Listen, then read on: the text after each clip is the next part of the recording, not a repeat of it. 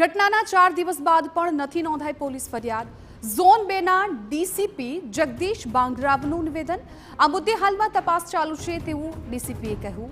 મનપા પાસેથી વિગતો મંગાવી છે। ફાયર એનઓસી, બીયુ પરમિશન, સર્ટિફિકેટની વિગતો પણ મંગાવવામાં આવી છે। વિગતો સામે આવ્યા બાદ ફરિયાદ નોંધાશે।